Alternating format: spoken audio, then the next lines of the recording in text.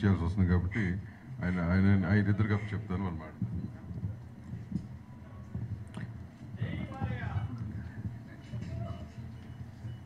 సభకు నమస్కారం అండి. 1974 గుడివాడ శరత్ టాకీస్లో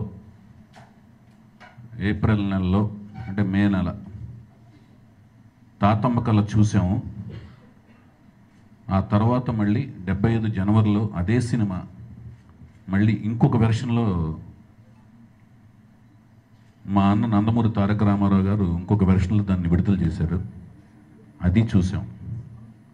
అక్కడి నుంచి ఒక 50 సంవత్సరాలు అలా గిర్రున మా కళ్ళ ముందు తిరిగి ఇంత దూరం వచ్చేసామా అనేది ఒక కలలాగా అనిపిస్తుంది అన్నమాట. అసలు నమ్మశక్యంగా అనిపించట్లేదు. అప్పుడు నేను ఒక లారీ డ్రైవర్ కొడుకుని, రామారావు గారు అంటే ఒక ఇష్టం ఉన్న ఒక అభిమానిని. ఆ తర్వాత జర్నీలో సినిమా ఫీల్డ్కి రావటం, మీ అందరి ముందు ఇలా నుంచుని మాట్లాడగలిగే స్థాయికి రావటం అనేది నేను ఎంతో అదృష్టంగా ఫీల్ అవుతున్నాను. కానీ ఈ జర్నీలో మహాభాగ్యం ఎవరికి దక్కిందంటే విశ్వవిఖ్యాత నట సార్వభౌమ నటరత్న నందమూరి తారక రామారావు గారి ముద్దుల తనయుడు, నట వారసులు, నట విశ్వరూపం, నట తేజోరూపం, నట సింహం బాలకృష్ణ గారికి దక్కిందినట్టుగా నేను భావిస్తున్నాను. మా అందరికంటే మహాభాగ్యం.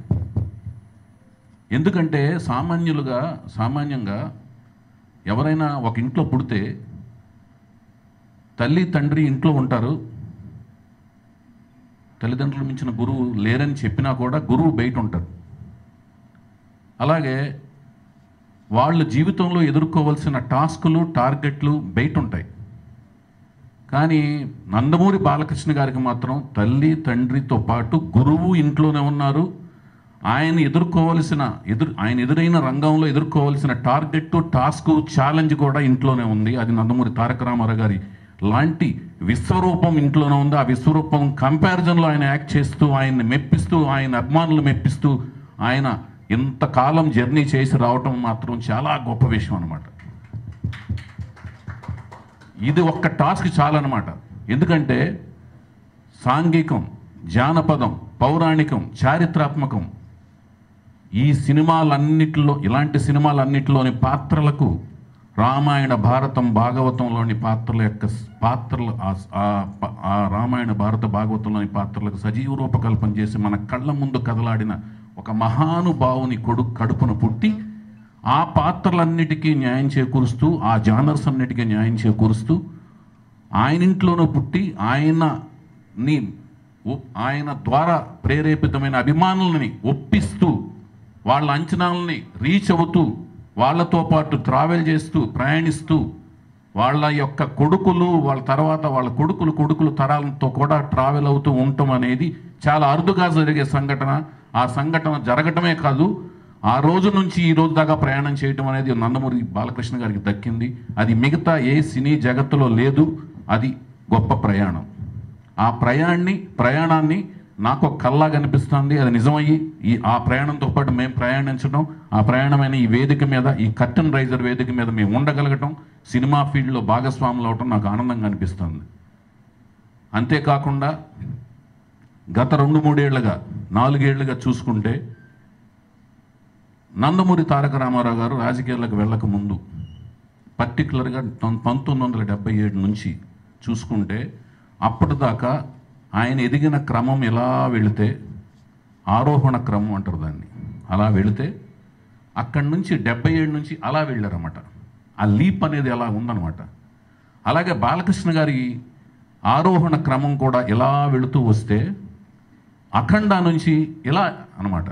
అఖండ, వీరసింహారెడ్డి, భగవంత్ కేసరి ఎలాగుంది అంటే ఇద్దరి మధ్యన ఎంత సామీప్యం ఉందనేది చూసుకుంటే, అలాగే రాజకీయ రంగంలో కూడా చూసుకుంటే, రాజకీయ రంగంలోనూ సేవా రంగంలోనూ అంటే ఆయన ఏమైతే ఊహించి తాతమ్మ కళ సినిమా ద్వారా తన 5వ సంతానం కింద సినిమాలో చూపిస్తూ సేవా రంగంలో వచ్చి ఆ ఊరికి పైప్ లైన్ కృషి పండిట్ అవార్డు తీసుకురావటం, ఓ పైప్ లైన్ వేయించి కృషి పండిట్ అనే అవార్డు తీసుకురావటం ద్వారా ఆ సినిమాలో సేవా రంగంలో ఉండాలి అని కలగని దర్శకత్వం చేసి ఏమైతే చూపించారో ఆ సేవా రంగంలో కూడా అడుగుపెట్టి హాస్పిటల్స్కి చైర్మన్గా ఉంటూ నిధులు రాబట్టి ఒక పక్క రాజకీయ రంగంలో, ఒక పక్క ఈ రంగంలో 3 రంగాల్లోనూ తండ్రి వలె తండ్రికి మించిన తనయుడు అనే మాటకి గౌరవం ఇస్తూ తండ్రికి తగ్గ తనయుడిగా ఎదిగిన విధానం, ఇలాంటిది అరుదుగా వచ్చే అవకాశానికి